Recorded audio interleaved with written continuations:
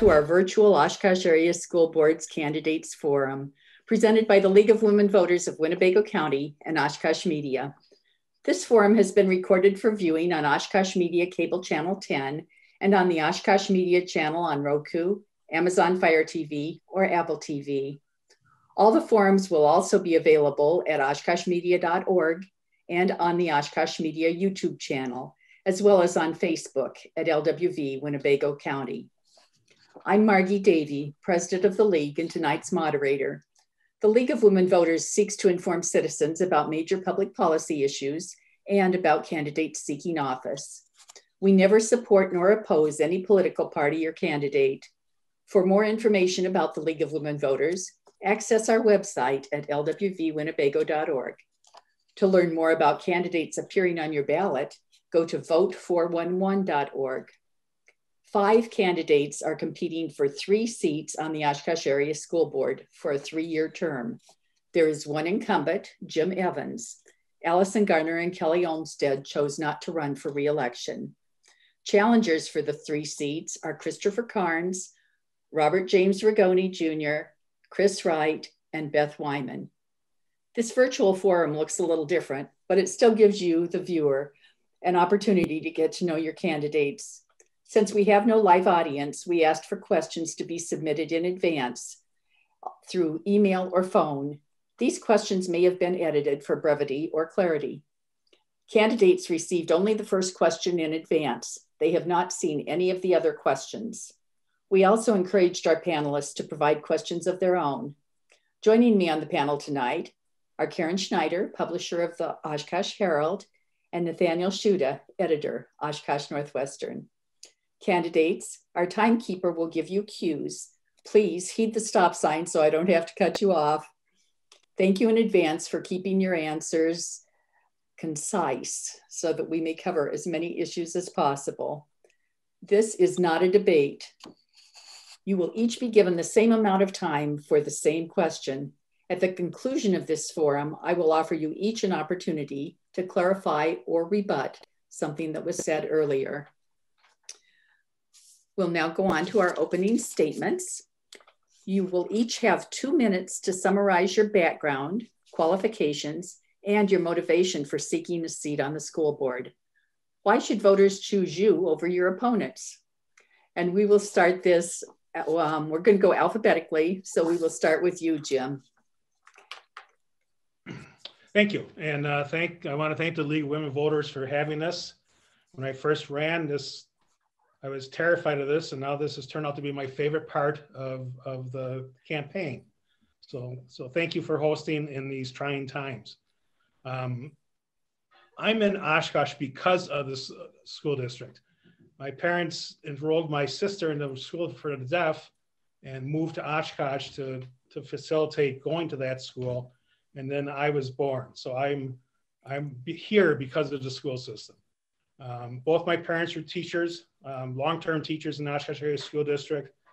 I've owned my own business in downtown Oshkosh for the past 29 years. I serve on the Business Improvement District Board, or BID. I'm also a founding member of Arts Waste Collective and a driving force behind the monthly gallery walks, which have not taken place because of COVID for the last year, but we're still thinking about doing them. I think I'm a good candidate for school board because I have the experience. When you get on the board, it's a lot more than just 2 meetings a month. There is a lot of other things going on that takes a while to get a hold of, and I have that experience. So again, thank you for hosting. You're welcome. Christopher. Yes, thank you for hosting this wonderful event tonight. So it's much appreciated to be able to share thoughts and you know. So I guess a little bit about myself. I have been in Oshkosh my entire life. Went to Oakwood, Franklin, Tipler, Oshkosh West, and then I graduated from UW Oshkosh. So have a lot of experience in the city. I love my city and passionate. Been involved in a lot of different activities throughout the city, most notably through sports. I coach a lot of youth sports through the YMCA. through Oshkosh United. I'm currently a board member at Oshkosh United. I have 2 kids in the school district. I have a 3rd grader and a 6th grader, and I have a niece as well who's in high school. So I kind of, experienced at all the levels of the schools right now and what we're going through. I guess I helped a friend of mine run for state assembly last year, and it was a really fun experience and one that got me interested in doing more myself. And I've always liked, education. I think that education is the most important measure of our community's health. It's the best way that we can ensure we have smart, educated, thought-provoking, intelligent, and compassionate people. And so, we want to work for the betterment of all students, regardless of background. And so, one area that I would like to focus on, is just communication across the board from everyone within the school district, and being able to share information with everyone and make sure that we can all sit down and have conversations like this, and we can come to an agreement and make the best decision possible. And that's what I'd like to do. So thank you. Thank you, Christopher. Okay, Robert. Hello, thank you. Yes, thanks for hosting this wonderful event. A little bit about me. I am not originally from Oshkosh. I was born and raised in Upper Peninsula of Michigan. We moved here, my wife and I and my family moved here in 2009. We just love this community. We've been welcomed here with open arms. This is the best of both worlds for us. Prior to this, we were in Milwaukee. We've been in Wisconsin mostly for the last 20 some years. So Wisconsin, I'm more of a Wisconsinite than a Michigander at this point, pretty much. Basically, my background is I'm a pharmacist. I've been practicing pharmacy for 25 years. I've held multiple leadership positions in pharmacy. I've been a pharmacy director, pharmacy manager, pharmacy supervisor. I had responsibilities for one of the largest community health centers in the state of Wisconsin, 340B, drug distribution and procurement for indigent populations here in Wisconsin. I've had a reputation in the pharmacy world as someone who gets things done. Given the task on several occasions to turn around troubled or underperforming pharmacies, and I've succeeded at those endeavors. I'm a very data-driven and process-oriented person. I also have a master's degree in business, so I will come to the board if elected. I will be a person who will bring a perspective based on science and a perspective based on business. And my goal in what I'd like to see, and I hope that I can offer, is diversity of thought and perspective on the board. I think that's a goal all boards should have and our community should have. And I think I'll be one of the only people with the extensive background in science as a health professional. One of the things that I find interesting when I look at boards and I look at labs, like there's labs in this country that that hire people with different backgrounds. We have microbiology labs, biology labs. I'm afraid you're out of time. I'm done. Okay. All right. Sorry. I didn't know how much time I had. I got the screen here, but hold on. Okay. They get back down to the stop sign lady. Okay. Thank you. Yeah. Okay, Chris, your turn. Hi, I'm Chris Wright. I've lived in Oshkosh for 15 years, married to my wife, Jamie, for 12 years. I have 3 school-age children. They're in 6th, 4th, and 1st grade. I graduated from UW Oshkosh. Currently, I work in the healthcare field. I go out and do assessments within the Oshkosh community to help people that are frail, elderly, physically disabled, and developmentally disabled. I help them remain in their home. So I'm very familiar with the structure that it takes to help someone thrive within their home setting. And I think some of those skills will be useful on the school board because I'm familiar with disabilities. I spend a lot of time coaching youth sports. I've coached all my kids' youth sports teams, and I really enjoy that. My wife's really involved with the Girl Scout groups in the community. We have skin in the game, and I decided to run for school board because I want to see the community and the school district reach its full potential. through utilizing collaboration and communication. When I was elected to the town of Algoma town board. We did some really cool things. We got a park finished. We had one of the lowest tax rates in the Fox Valley while still getting additional funding for roads approved, et cetera, et cetera. And I know that good boards are run with sound policy, sound fiscal management, and with lots of collaboration. And I think I can bring that to the school board. So thank you for having me. I appreciate it. Thank you, Chris. Okay, Beth. Thank you for having me tonight. There needs to be a change, and I want to be part of the difference. Running for school board has not been my life calling, but I think the time is right to take this on. My concerns are culture, community, and communication. I'm from Fond du Lac, got my business degree at UWO, moved away, got married, got a job, moved back here in 1988, started teaching business classes at Fox Valley Technical College for over 10 years. And in between having and raising 3 children, I got my MBA at UWO. I've been a community volunteer and have been a member of and have led many not-for-profit community boards. All 3 of my kids went to Washington, Webster Middle, and North High School. They got great educations, which allowed them to pursue great colleges. They all left the state and they all returned to begin careers, marriage, and a family. So I am fighting for my children's, my grandchildren's future within the district.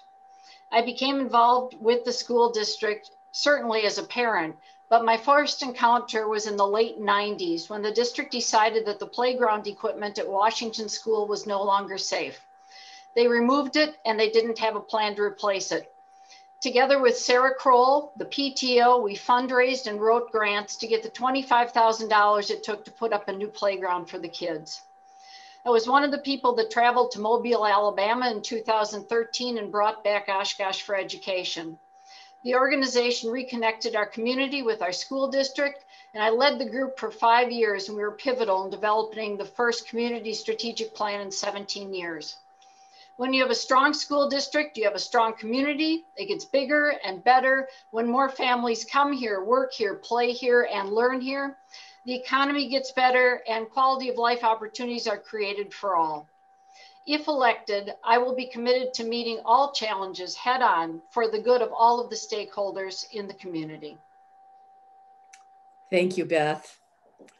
Okay, and with that, we will now go to our panelists. The way this is going to work is one of the panelists will ask a question. I will call on each of you in turn. It may not always be in the same order. And then the other panelist will ask you a question and we'll repeat the process. We're going to do this for, I don't know, about an hour. It'll be fun. Okay, let's let Karen start with the first question, please. All right, thank you. So there are 2 state laws addressed at nearly every board meeting, and they are the open meeting law and the walking quorum. What do these laws mean in your own words?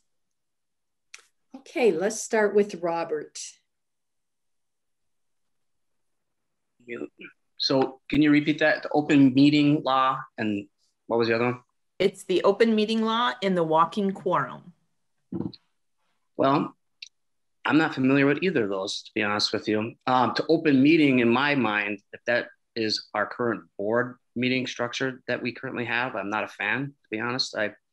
I'm more of a person who likes a little Q&A, some collegial discussions with other professional people, some thinkers in the area. So I have to tell you, I'm not ashamed. I'm the kind of person not ashamed to say when I don't know something, and I'm not familiar with either of those laws. Okay, thank you. Chris. A walking quorum is when you are discussing potential changes in policy with other board members outside of a publicly noticed meeting. An open meetings law, you post when an open meeting is going to occur, and you post the agenda on the open meeting law or on the open meeting agenda so that people know what they're going to come and attend and what is going to be spoken on and what's going to be voted on. Sometimes within the open meeting, though, you can go into closed session if there are performance related issues, but you have to be with walking quorums, you have to be really careful. So if I'm on the board, Beth's on the board, Rob's on the board, we can't go out and have dinner and talk about policy before we're going to vote on it, or else we'd be in violation of that law. So that is what those two are. I'm familiar with them from my past board experience. Okay, thank you. Beth. I don't have too much to add to that. I agree with Chris with the walking quorum. The open meeting laws are really put into place to make sure that there's a semblance of order and that all members can participate adequately, and most importantly, that the community is noticed about the items that will be talked about at the meeting. Okay, thank you. Jim. Yes, issues near and dear to my heart.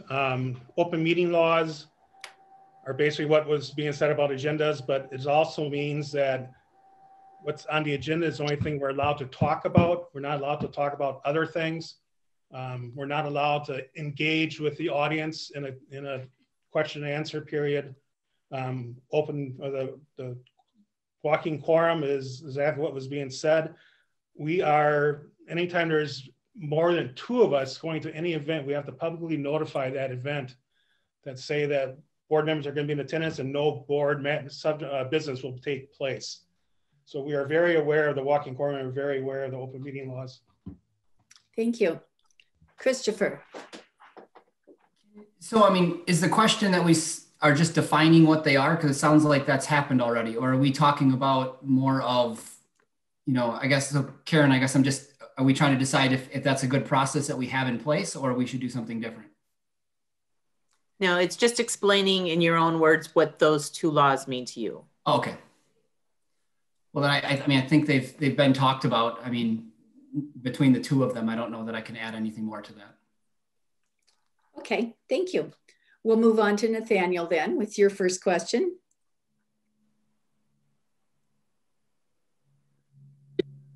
Just this past month, the school board adopted a proclamation of sorts with regards to the Oshkosh Civility Project, and the district has been a proponent of the Civility Project for all 10 years of its existence.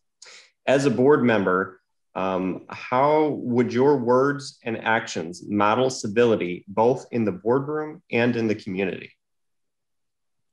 Okay, we'll go to Chris first with this one. Chris or Christopher? Chris, you. Oh, okay.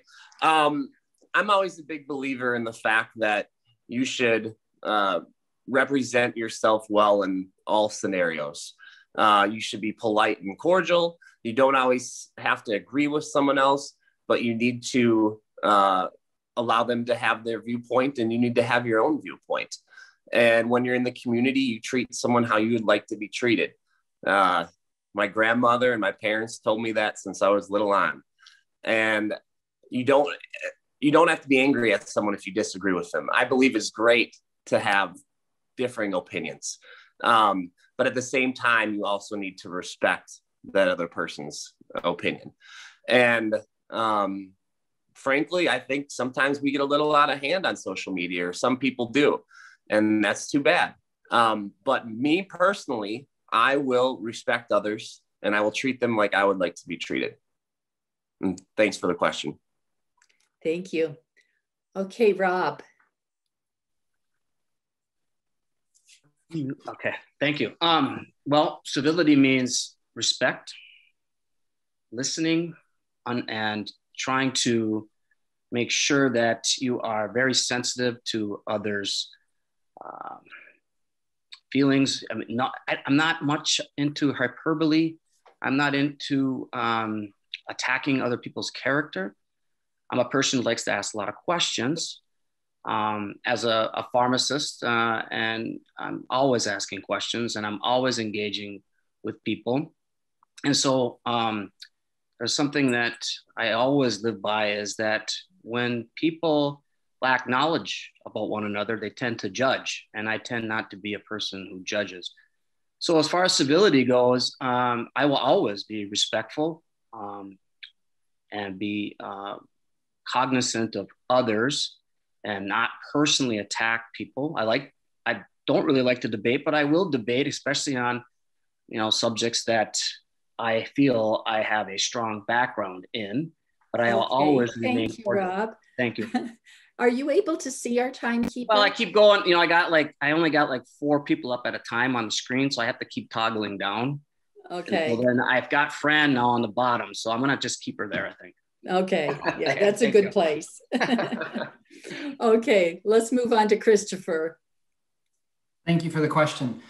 Yeah, I mean, civility is about listening to each other, having conversations where we're listening and we're talking and we're trying to understand where each other are coming from.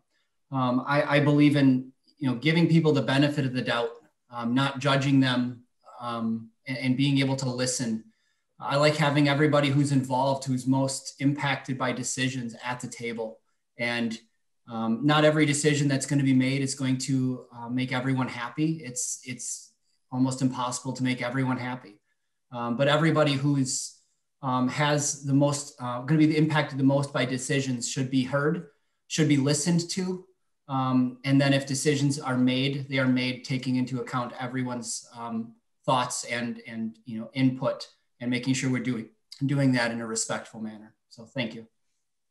Okay, thank you. Jim. Yes, the school district has been a longtime supporter of the Civility Project. How it relates to the school board is, I think our strength is when we are discussing things, we go around and everybody says their piece, and we may not agree, but then we would ask questions and come up with a consensus. And we never leave that boardroom angry with any one of us. We come to a consensus and we all support it. Once we make a decision, we support it as a board, as our decision. So, thank you. Thanks. Okay, Beth. Well, a little shout out to Walter Scott for all of the wonderful work he and Sue Panic have done over the years, because without the two of them, it may not have made it into its 10th year. So that's really commendable on their part. As far as taking the civility program into the boardroom, I think it's very important that the board members display certain attributes that show the community that they are being civil, such as being prepared for the board meetings, being professional, being objective, most importantly, being honest, transparent, team player, and certainly respectful of everyone's time. I think that's the way that board members can show civility. Thank you. Okay, Karen, back to you for a question. All right. Do you think that using public funds for tuition vouchers for private school attendance is a good or bad practice?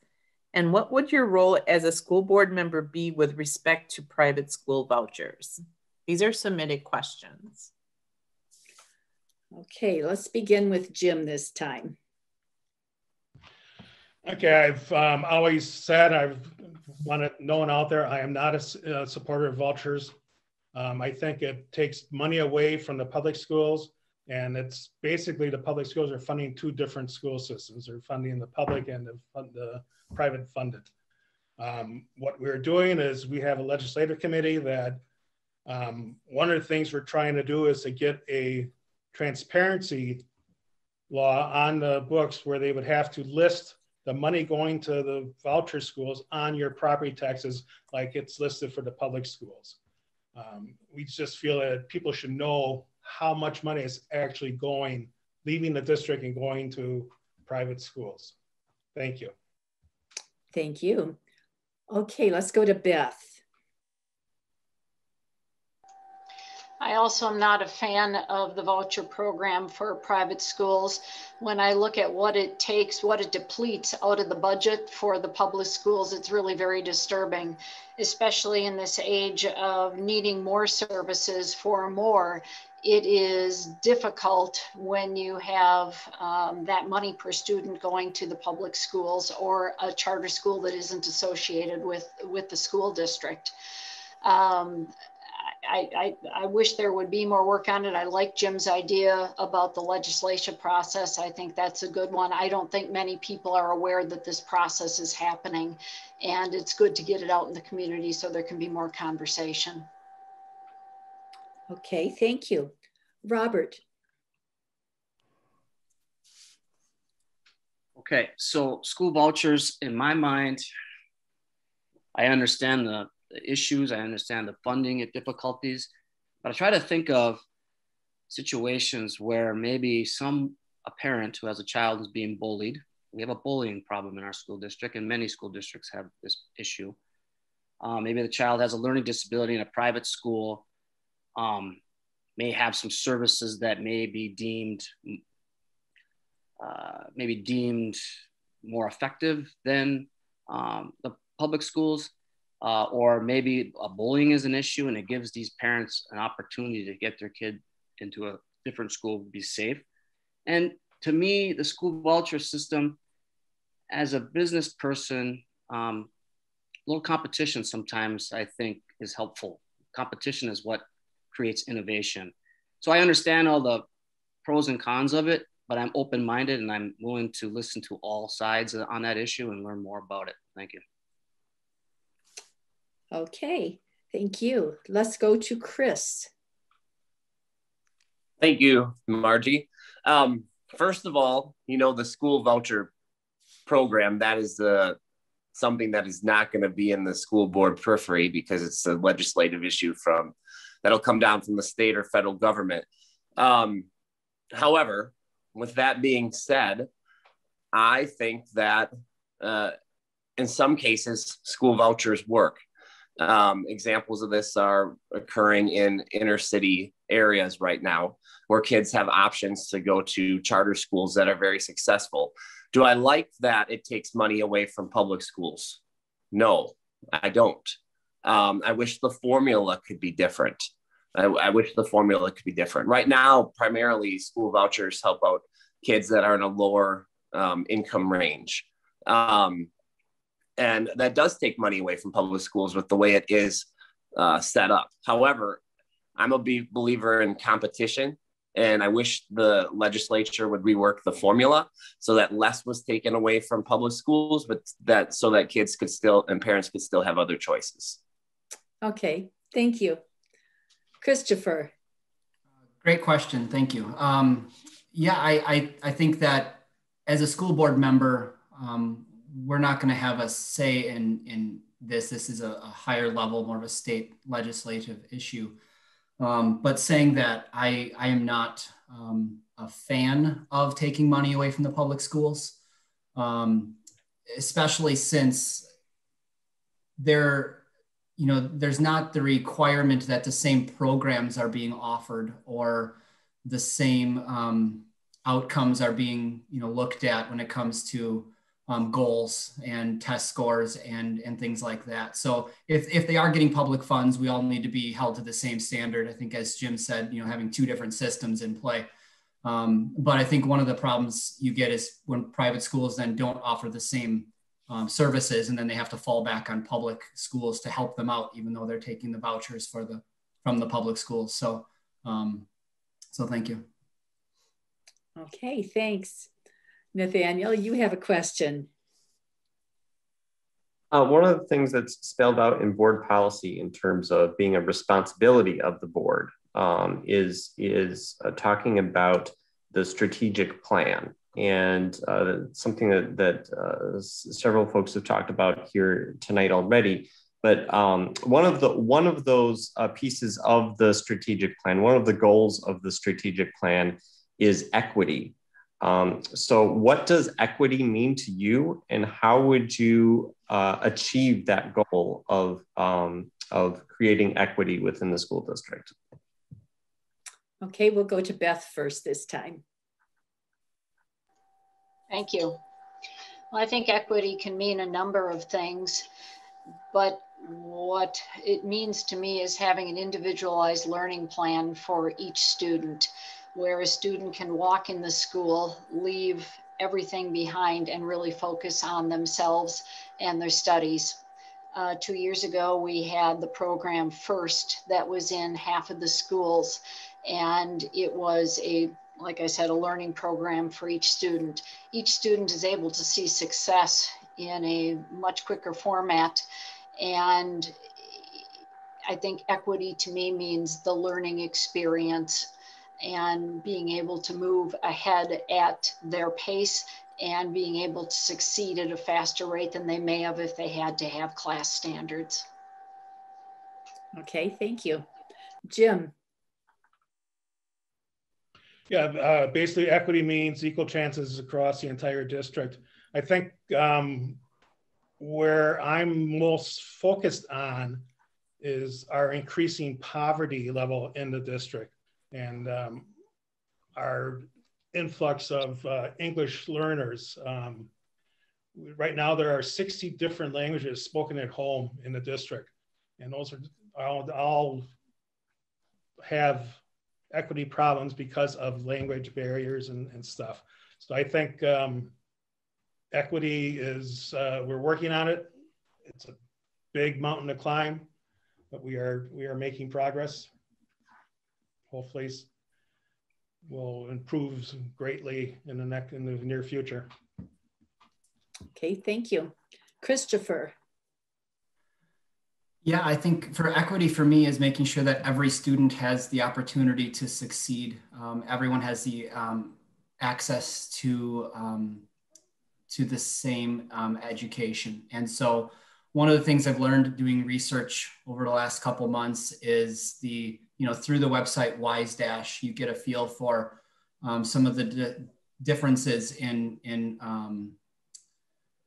disciplinary rates of people of different backgrounds, different skin color, different race, and different graduation rates and different test scores. And I think there's an area that when you look at the graduation rates in Oshkosh, 93% for white graduates and only 70% of the Black students make it out as graduates in high school. There are areas that we can look at for equity to make sure that we are being there for everyone and giving everyone an equal opportunities to succeed.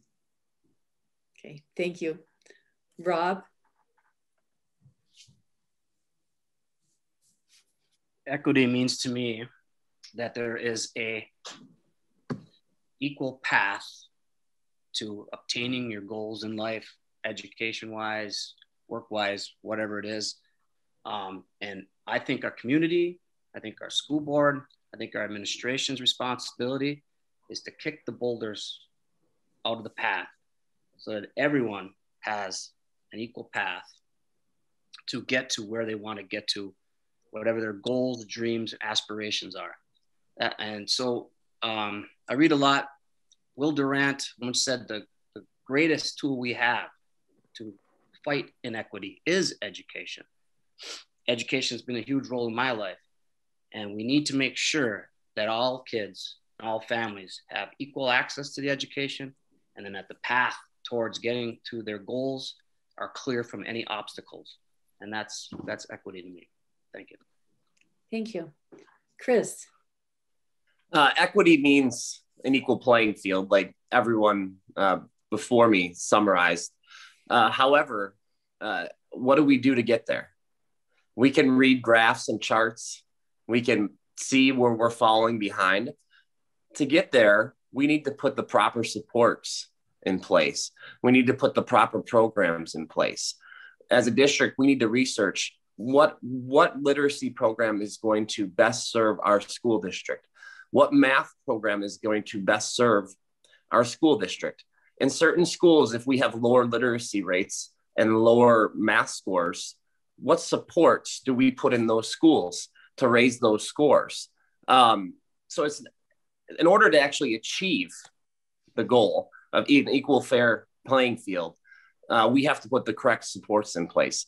because we know that everyone isn't coming from the same house with the same playing field, with the same parents that maybe care or don't care. So as a school district, we need to continually work towards providing the supports that are required for kids to be successful. Okay, thank you. Karen, another question, please. That was a good segue. So the district has devoted many material and human resources to literacy education, as you have said, Chris. However, a large percentage of district students are not at grade level in literacy. What changes would you promote to ensure success of all students? Let's start with Chris this time. I mean, obviously, I shouldn't say obviously, but most of the time, if you have right now, only 40% of the kids in our district are scoring at a proficient literacy level. So the first thing I would say to our individual administrative office that's in charge of literacy is, what are some comparable school districts with comparable demographics, with comparable incomes that are successfully teaching literacy?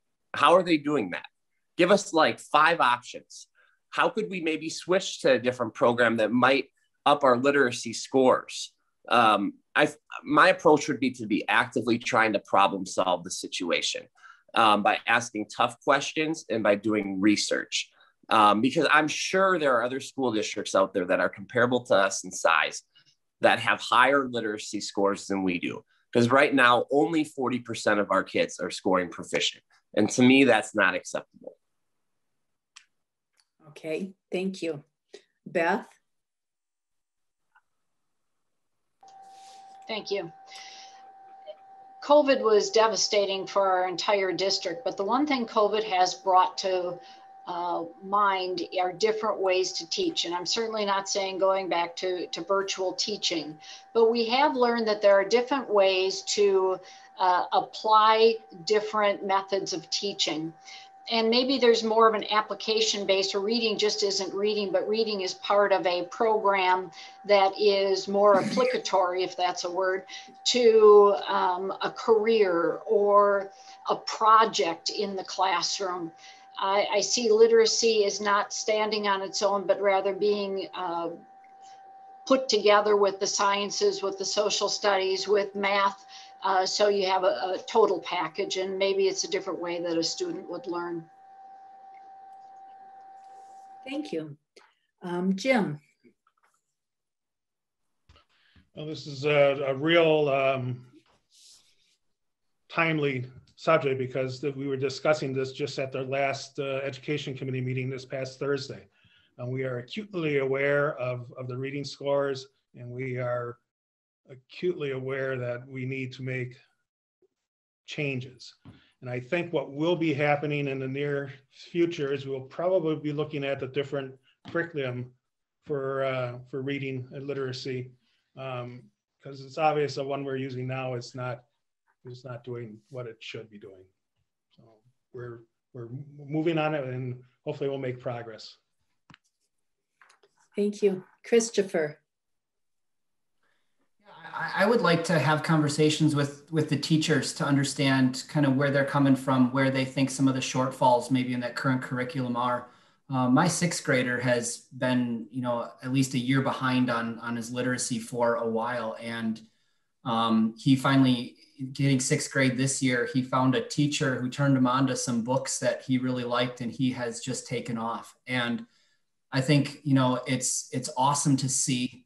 But it shouldn't maybe come down to having that kind of experience. Is there something maybe the teachers, the people who are in the classrooms, have ideas about what they think we can do differently? Individualized plans are great. It sounds really good, and I'm behind it in any way we can, but that's a lot of extra outside of the normal teaching that isn't there normally, and maybe there's not enough time in the day to do that. But any ideas like that, I would love to be able to ask the people in the room and see what their feedback is. Thank you. Rob? Okay. I agree with everything everyone has said. I had a learning disability as a child. I was in special reading. I had to overcome that. And I think we need inspiration. I agree, trying to find books that kids are interested in. But I think kids need to be inspired. They need role models. There's an interesting book, Paul Tuff's book. It's called How Children Succeed. They did a study. Children who grow up in homes with books are multiple times more likely to become proficient readers than children who grow up in homes where there's no books. So I think it's not only encouraging the child and trying to figure out how to get the child to be inspired to read, but the families too, taking up a book and starting to read and saying, hey, mom and dad's reading, maybe I should read too, and maybe I'll be inspired to really try to make literacy a major goal in my life. Thank you. Thank you. Okay, Nathaniel, it's your turn for a question.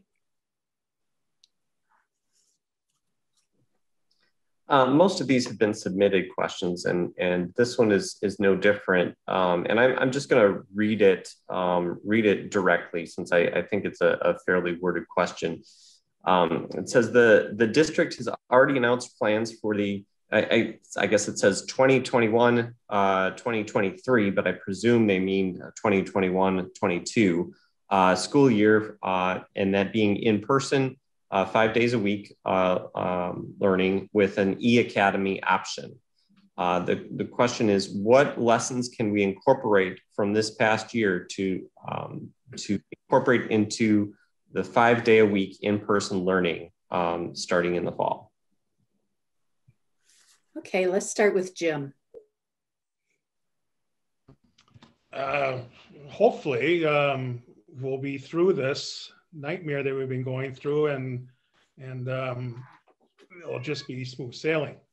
I think the lessons that we learned is we still have to pay attention to science. And if one of these variants has a flare up and our numbers start to spike, we're going to have to change 5 day a week learning. It's just, you have to be safe. That being said, I think the vaccine is getting distributed quite well, and hopefully come September, we're going to be operating as near as normally as we can after coming out of a pandemic. Thank you. Christopher. I mean, what we can take from what we've gone through, I think there's a lot of items that we can take, and as we move forward, it sounds like we're getting to a better place. Hopefully everything continues to go in that direction. The teachers have done an outstanding job through this. I've talked to many of them. My wife's a substitute teacher in the district, and it is pretty remarkable the number of the hours that they've been putting in, getting ready for multiple formats, if it's hybrid, if it's virtual, if it's in person. And so I think what I take away is the hard work that they've put in. And I believe that they would have answers to, what they've learned, what they've seen, what they can use in the classroom that they've noticed has worked well. The kids, even my youngest one, has gotten very proficient using that Chromebook and getting everything submitted. So hopefully there are ways to get creative with our learning going forward, because more options are, in the classroom is obviously a good thing. Thank you. Rob.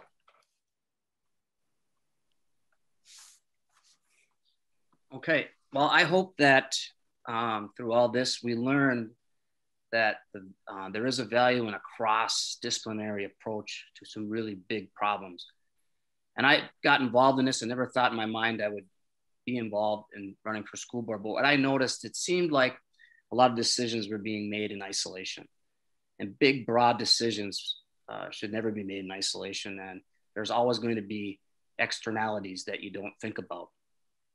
As far as the vaccine and the variants, Moderna is already working on a vaccine for the variants. The technology, our vaccine technology, thank goodness for science. Our technology, it's amazing. The science is amazing, and thank goodness. And hopefully we're all going to be immunized by the fall, and we're going to reach herd immunity, and we're going to be able to go on with our lives in a normal fashion. Thank you. I hope so, Rob. I hope you're right. I hope so too. Chris, your turn. Well, I think we learned a lot. I mean, especially as a district. But I want to preference that by first saying that I have the utmost respect for the teachers who have navigated this pandemic and who have flipped between virtual learning and in-person learning and hybrid and all of those different things. And all of those different styles of learning were out of their control. It was up to the superintendent and the board. And I think what our school district has learned is that we have to, or in my opinion, is we have to become better in crisis management type situations. When you have a pandemic or a crisis, the communication is paramount. Having a specific plan that the community understands is paramount. Because we didn't do those things, we have 601 kids that live right now in Oshkosh that aren't going to school in the Oshkosh area school district. I think we could have did a better job at consulting with physicians who were willing to give their medical expertise so that we could safely return to class sooner. I think that we could have communicated. Thank you, Chris. Better. Thank you. Beth. I'd like to continue a little bit where Chris left off. I think one thing we learned is how vulnerable we are as a district to losing students and families. And the 600 that Chris was talking about, 200 of them are 4K, and we may get them back, but will we get those back that we have lost? Will they stay with their new learning opportunities? And so I think it's going to be up to the district, certainly, to, when we go back next fall, to have a welcoming and inclusive environment and the right classes and services for the right children, because there's just too many opportunities we have learned for our students. And this is something that needs to be worked on now. We can't wait until September. Okay, thank you. And we'll go to you, Karen, for a new question. Well, I will follow that line of thought. And one of the other district goals in this strategic plan is to promote community engagement in our schools. So how would you address this goal? Let's start with Jim. I think our community is very connected to our school district. We passed 2 referenda overwhelmingly. If the community didn't support our schools, those referenda would have failed. I think the communication that people are talking about is we have a robust communication program. We have the board hired a PR person to help with that. And I think everything you look at, you have to look through the lens of COVID. And I think COVID has hampered our ability to communicate properly with the community. Hopefully that will, when COVID goes away, so will those problems. Robert. Well, going off what Jim said, yeah, the school district has a PR problem. I, for one, have spoken 3 times at the school board meeting. It's intimidating. I have 2 advanced degrees and I was intimidated each and every time. So I want the community to be engaged, but I want the community to feel comfortable coming to the board and speaking out. If there's a way to create more forums where there's Q&A, people can talk openly about issues, parents can come and speak and talk about what's bothering them, where they're having their difficulties. So I think we need to invite experts in all areas, invite our business leaders, our professionals in areas. What input can they provide? How can you help us? Be open to new ideas, be open to different perspectives. And the community needs us to be open-minded and also needs to make it so that they're comfortable speaking out. Thank you. Thank you.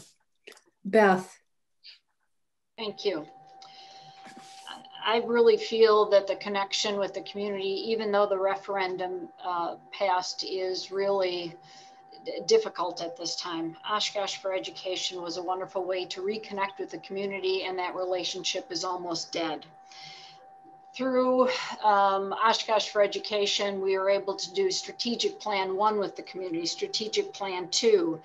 We were able to get the board to hire an education foundation manager, a communication manager, and we were able to pull off Project Curb. All of that is gone at this point.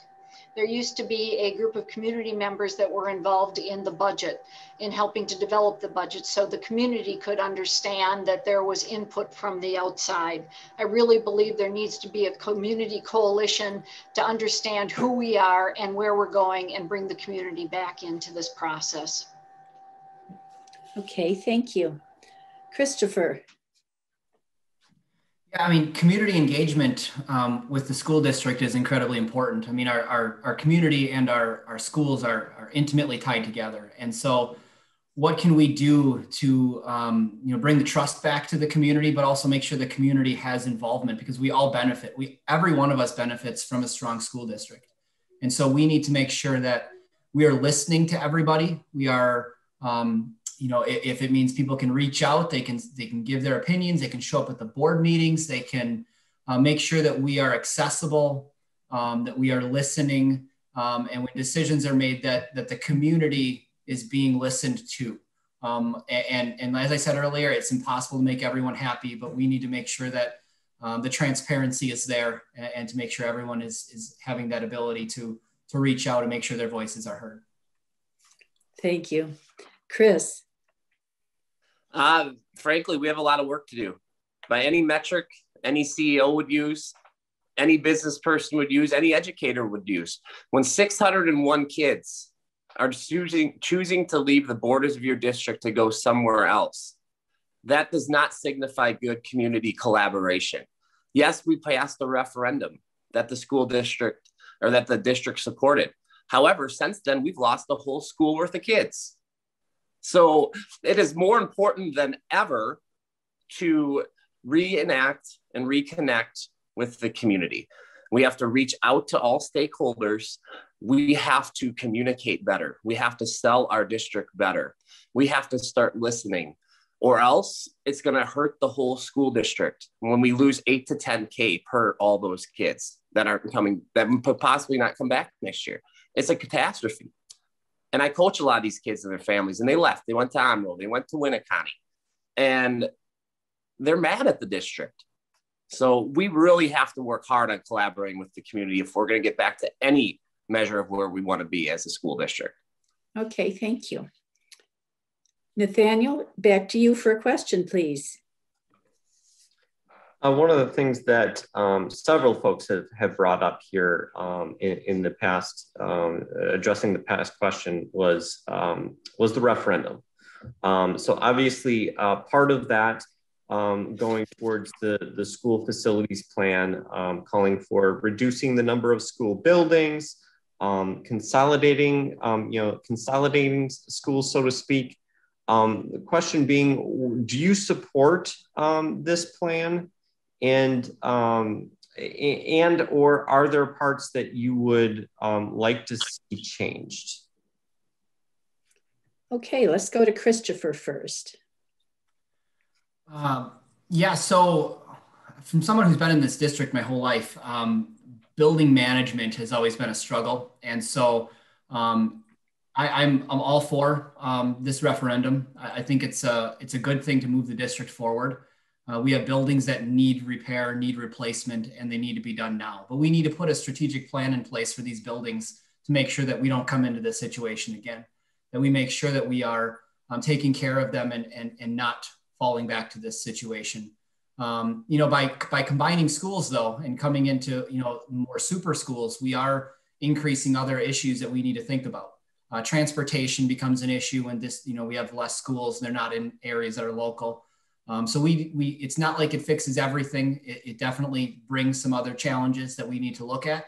But I think it does move us in the right direction to fix what we have problems with now. And we need to make plans so we don't run into this again. Thank you.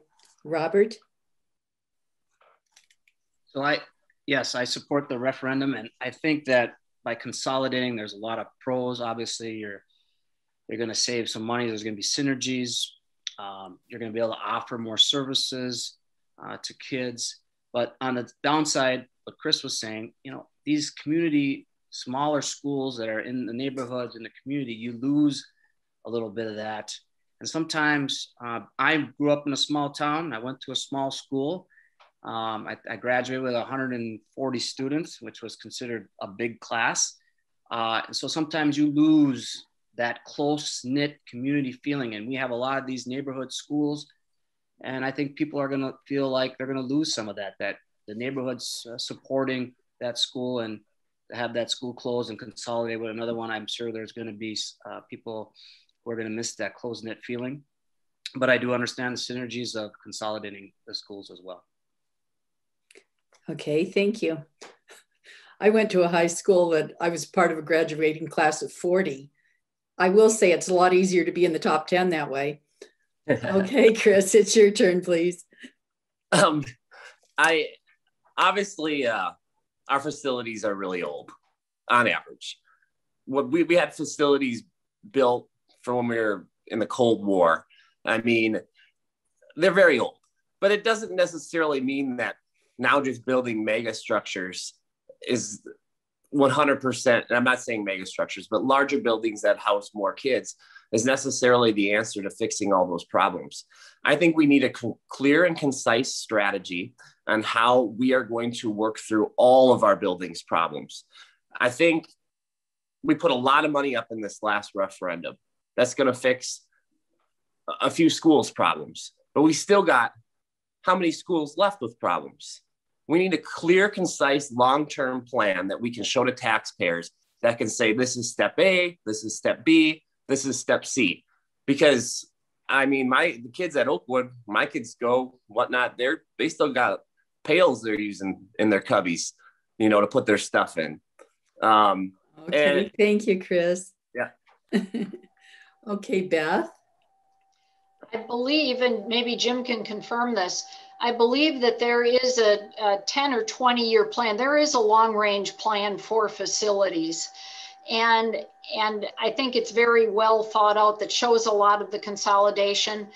I just believe it's really important to continue to communicate these things to the community. People understand things when they understand why they're happening. Smith School is a perfect example. Had Smith School been told, if this roof does this, this is going to happen, your school will be closed. And I think sometimes we get so concerned about what the parents will say, what the students will say, that maybe we're not as transparent as we should be about what is going to happen if this happens, about the cause and effects. So the more transparent we can be with our community about why things need to happen, I think they will be more understanding of the situation and support the situation. Thank you. Jim? Well, obviously, I'm for the referenda since I voted to bring them before the electorate to vote on. The schools that were built during the 40s and 50s are considered more of our newer schools. We have schools that were built in the 1800s.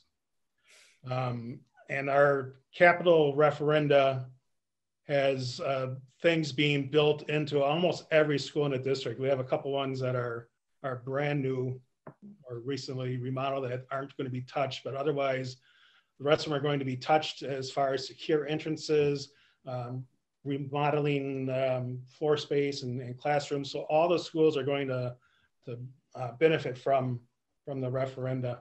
And we always talk about the 601 students that went out of the district, and they never mentioned we had 217 that opted in to this district. The actual number is about 380 students, which is a lot, but the 600 is a red herring. Okay, thank you. Let's go to Karen for another question. Okay, so it's great if we have these nice buildings and everything to go into the future, but they do us no good if we don't have staff. So one of the district's goals in the strategic plan relates to retention and respect shown to district staff. What ideas, and this has been an issue, retention of staff has been an issue for the Oshkosh School District for years simply, and it's a longer it results from things that have been done years ago. But what ideas do you have to promote staff retention? Let's start with Chris. Well, I mean, the obvious one is, because I have 4 teachers that live in my neighborhood that live in Oshkosh, that choose to teach in Fond du Lac. They choose to teach in Fond du Lac because Fond du Lac on average pays an extra $8 to $10K a year more than the Oshkosh School District does. So to retain teachers, we need to be comparable in pay to comparable districts. Whereas we have the 6th highest paid superintendent in the whole state. So I think we need to have some equity between where we're applying our resources within the district to make it a little more attractive for teachers to want to be here. I mean, let's be honest, if you can go up the road and make them that much more extra money, that's pretty enticing. So that is the biggest challenge. And then they just want to be heard, you know, they want to have stay. They want to see a district that's going to listen and really want to help them out and move the district forward. Thank you. Okay, thank you. Rob. Yeah, I think we need to obviously be competitive compensation wise. We need to be doing a lot of wage and salary surveys. But I think also the work environment is important. They have to be excited about the building that they're in, the facility they have, the tools they have to do their job, and autonomy. You know, people love autonomy. They love flexibility. As far as how they apply the curriculum, have some flexibility to be themselves and to be teachers, be the teachers that they want to be. And so we have to give them some flexibility and some autonomy there. Having a voice. Does your opinions matter? What you say, your input, is the district listening? Is the administration listening? Someone who has in charge of pharmacists in the past, I tried to give them as much autonomy as possible, follow the policies and procedures in place by the organization, but have some autonomy to be a professional, to make some tough decisions. And I think autonomy is a big one. Thank you. Christopher. Yeah, I think first off, having that conversation with the teachers and being able to understand what are the things that drive them, because I've heard a couple of good ideas. You know, I mean, it's the location, it's the health of the school that they're in, it's the principal, the support, the autonomy. Maybe an idea of, can we incentivize these teachers if we hit certain metrics? You know, we have lower literacy rates, or the things that we can do to make sure that we hit certain numbers. Can we reward our outstanding teachers in a way? From what I've heard, you know, we've had some state funding that's been kind of frozen in our, or at least, you know, frozen at a certain level. And our district is a pretty big district in the state. Yet on that size, we're getting a lower end income from the state than we could be. So, you know, are there areas to improve? Are there areas to ask questions so that we can make sure that we are investing in our teachers in whatever way? If that's, you know, making sure they're going through programs to make them more successful in the classroom. So I think there are ways that we can do that. Okay, thank you. Jim. Yeah, the easiest thing in the world would be if we just offered everybody an $8,000 raise, but the budget that we have does not allow that, because we are a low spending district and we got locked in at that low rate because of the spending caps. And I know that the districts all around us that were high spending got locked in at a higher rate, therefore they can offer more compensation to teachers. We are always going to be burdened with those spending caps unless and until the state does something about funding for public schools and makes it a more fair system for the districts across the state. There should be no reason why, just because you were spending money like a crazy person, that you should be locked in at that rate when we were being very fiscally conservative and we got locked in at that rate. Okay, thank you. Beth? I think first and foremost, the one thing that we need to fix is our culture within the district. We have a culture that's not just sad, we have a culture that's broken with the teachers. There is no trust in leadership and administration. There is no respect. We have found that out through the open records surveys. Some of these surveys were done 2 years ago, and yet nothing has been done to remedy the situation. If we want to attract and retain our teachers, we need leadership that trusts our teachers, respects them, honors them, tells them how much they're appreciated, and we need to celebrate our teachers more. Of course, we need to be commensurate in salary with our surrounding areas, but most importantly, we need to fix our leadership issues that we have in this district.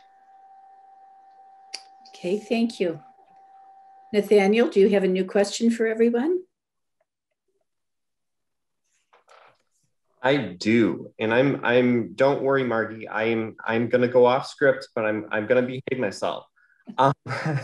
So one of the things that I heard in the last question, or the responses to the last question, was kind of a dynamic that folks are hearing in the community about supporting teachers, supporting students, but also the flip side of obviously there's another entity there being the administration or the leadership. My question being, as a school board, obviously the school board is in charge of overseeing a lot of the administration, but is also kind of focused on policy issues and those types of things. If elected to school board, what do you see your role as a board member, and how would you work with administrators at the district level? Okay, let's start with Robert. Well, as a board member, we are implementing policy, and administration's job is to administer the policy. And I think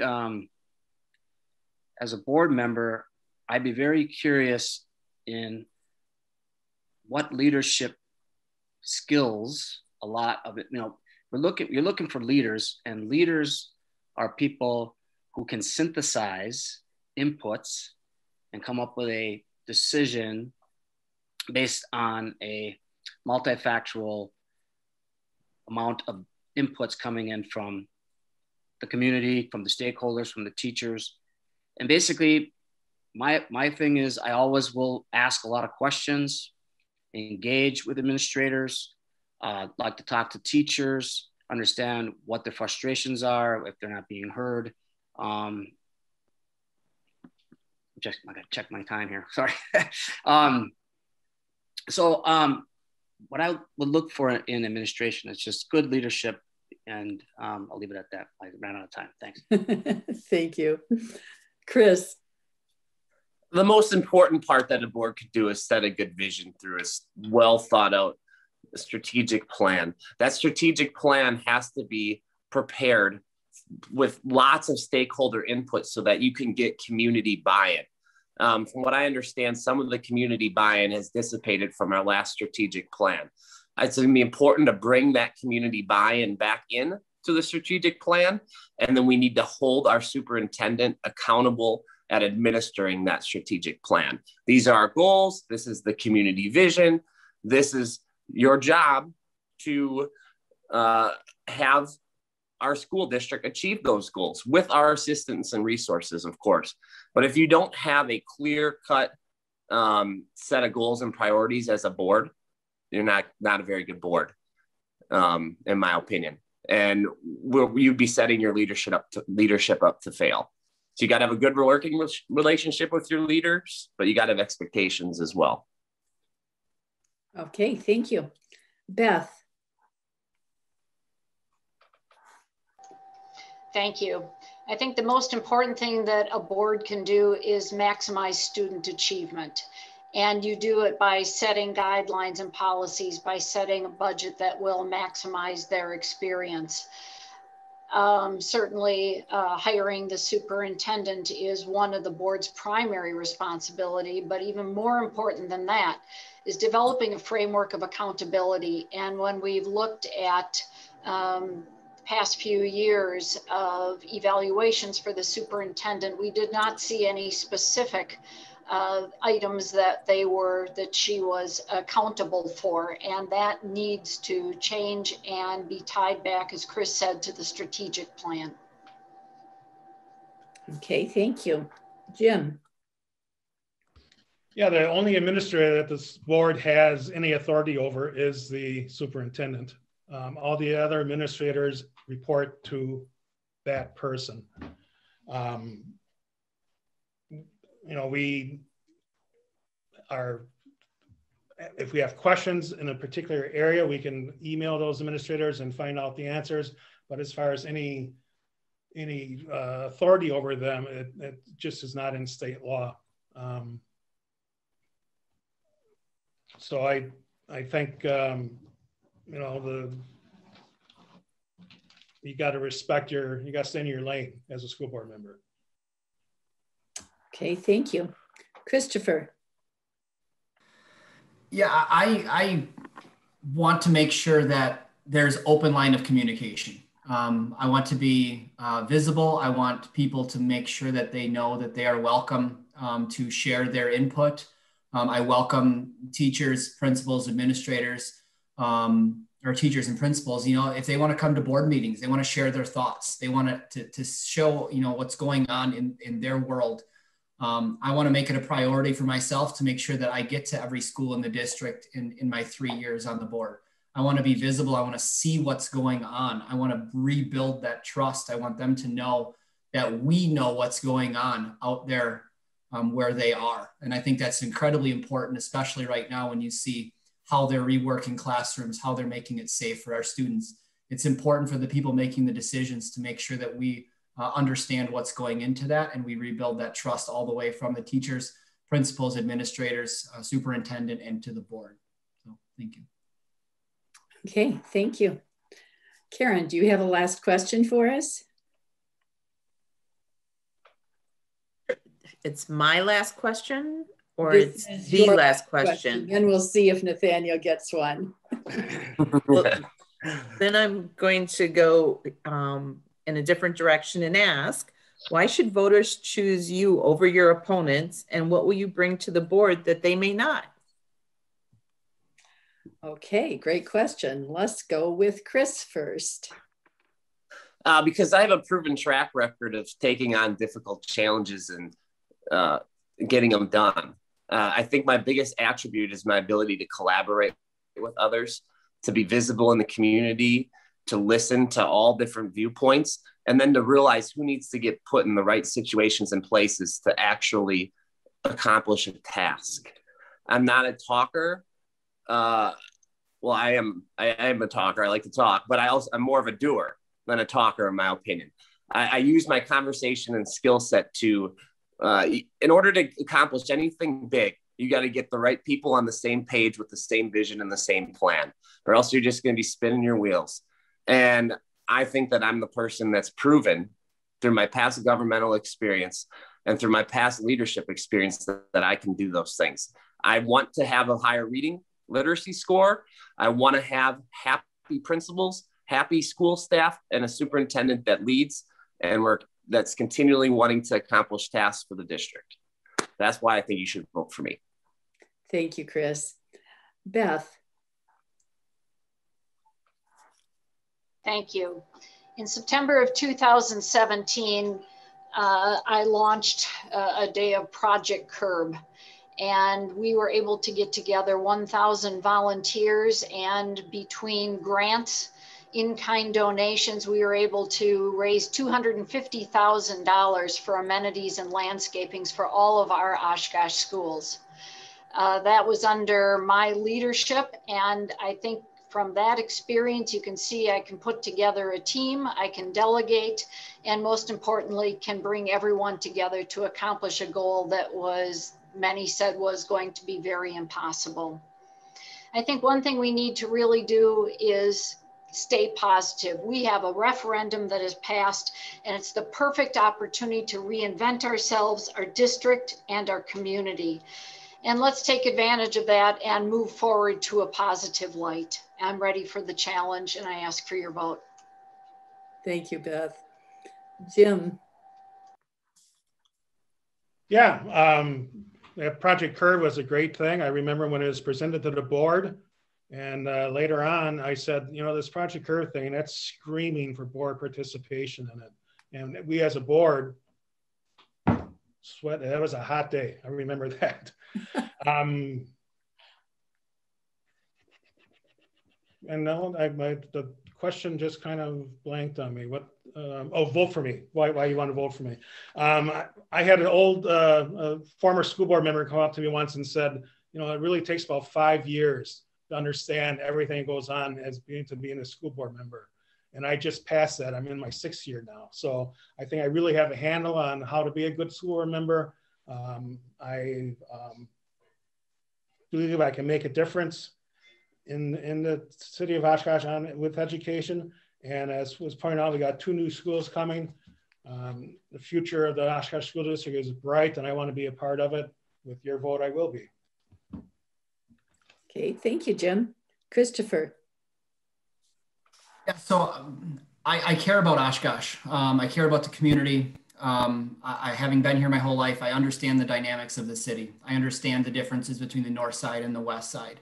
I understand that, you know, what happens on one side does affect the other side, that we're not separated, that river is not a, you know, a border that, you know, stops that from happening, you know, and we are only as strong as our weakest school and are only as strong as our weakest student. And I want to make sure that as a community that we are focused on making our community better, our schools better, and really focusing on what we can do to bring everyone back together to rebuild some trust and to open communication, maybe communication that hasn't been there before, allowing people to have a say in items, being able to share what their thoughts are. The people who are going to be affected by decisions need to have a say. They need to be visible, they need to be listened to, and we need to work on, as what Beth said, I thought it was great, it's positivity. We are working on a great school district and a great community, and we can make it better.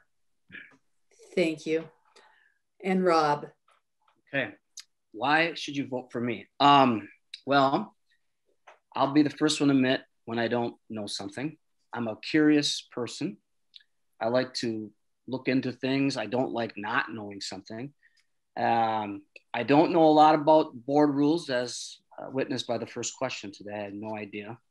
But I'm the kind of person that will go look it up. I've worked in many organizations, leadership roles. I'm a person that likes to build bridges. I don't like to burn bridges. I like collaboration. I like to ask a lot of questions.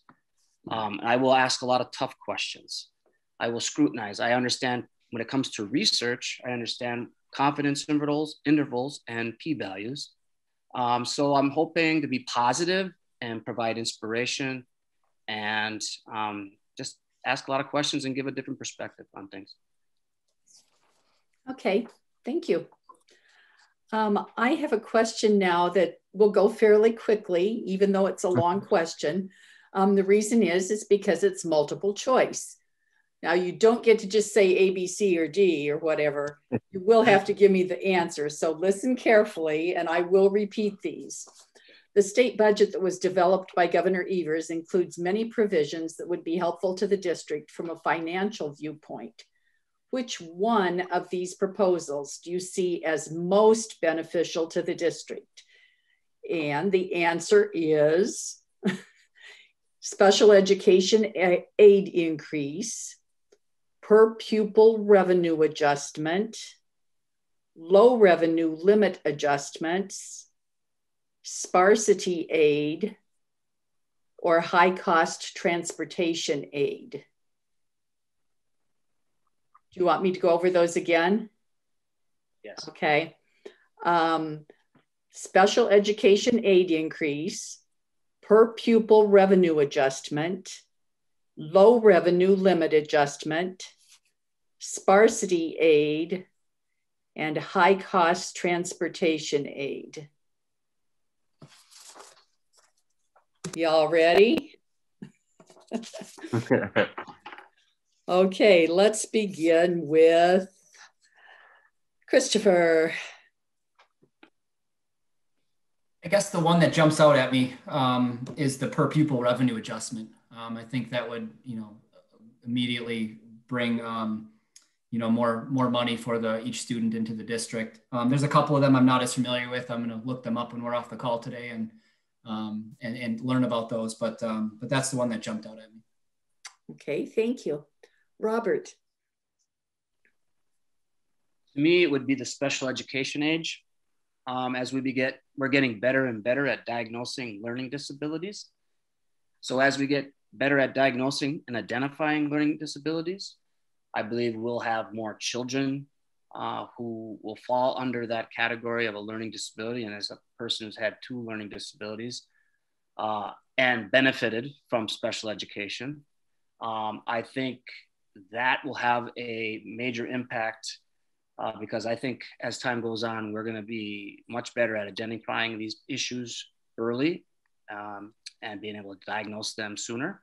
So more monies towards special education, I think, will be critical and make a huge impact. Thank you. Okay, thank you. Chris. Per pupil revenue adjustment. And that's just because I think that'll enable us to get the most extra money into our district, in my opinion. And that's a good thing. Thank you. I think. Beth?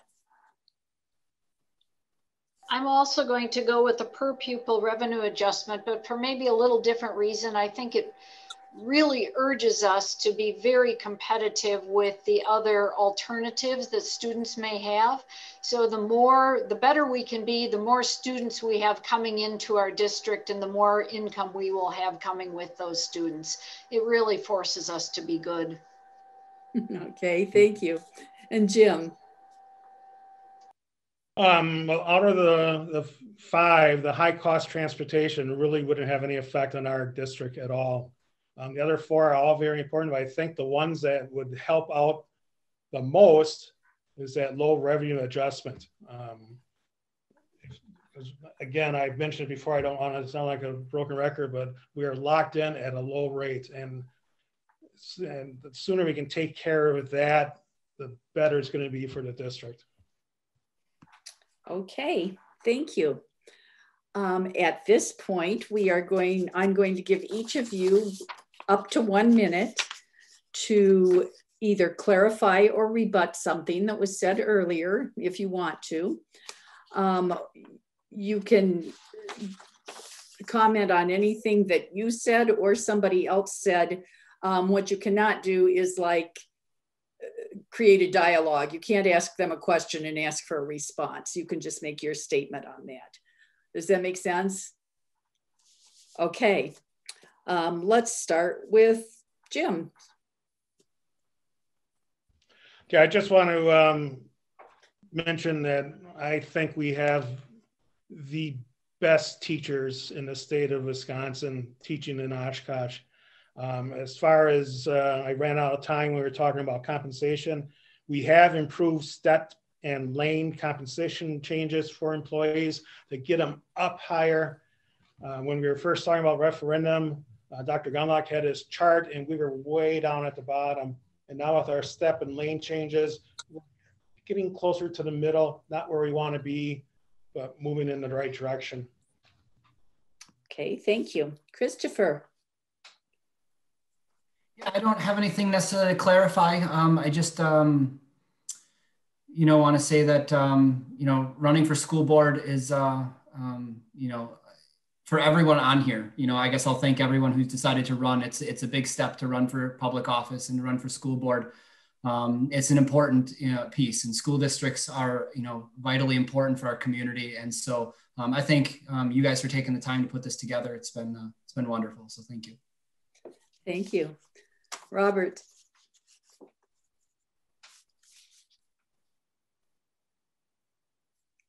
Are you there, Robert? I think you might be muted.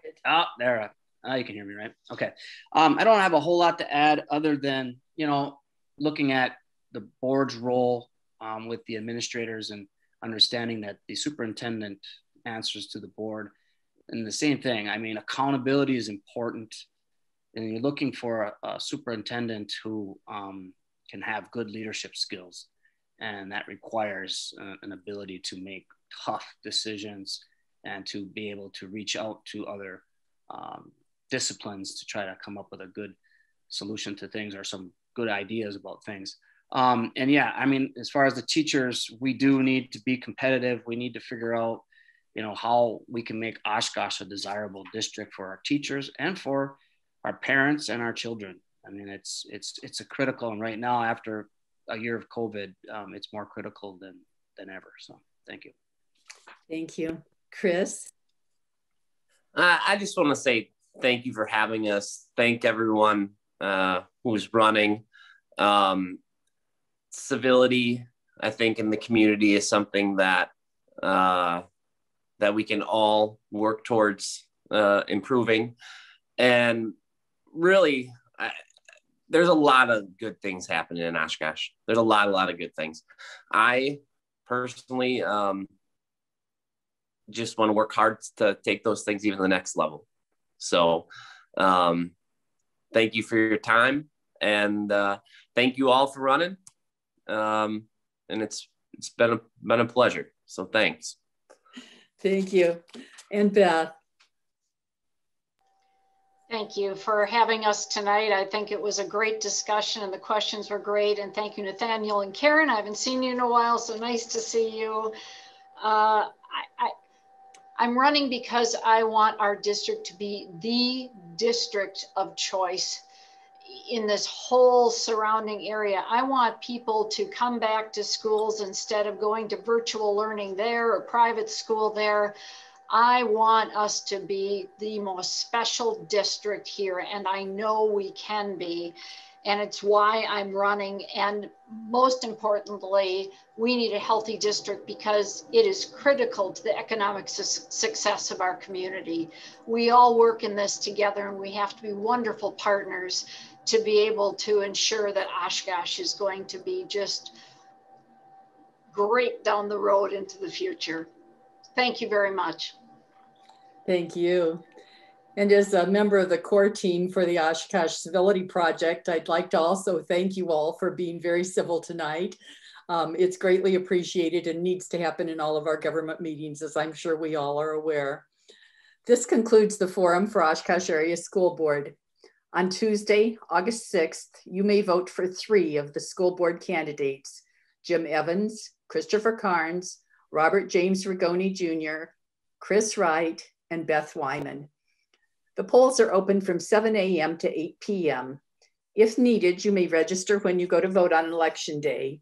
Just be sure to remember to take a proof of residence with you. Everyone must show a photo voter ID. You can go to myvote.wisconsin.gov to find information on registration, ballot, acceptable photo IDs, and polling places. Go to vote411.org to learn more about the candidates, all the candidates on your ballot. You may also consider voting early or absentee. You can please contact your city clerk or your town clerk for more information on that. So on behalf of the League of Women Voters of Winnebago County, I want to thank everyone for participating in this forum. We really appreciate Karen Schneider and Nathaniel Shuda, our journalists who serve as panelists for us. We're grateful to Oshkosh Media for continuing to support our forums. And we thank you, all of you candidates, for running for office. Remember, our democracy depends on citizen involvement. Please vote on April 6th. Thank you.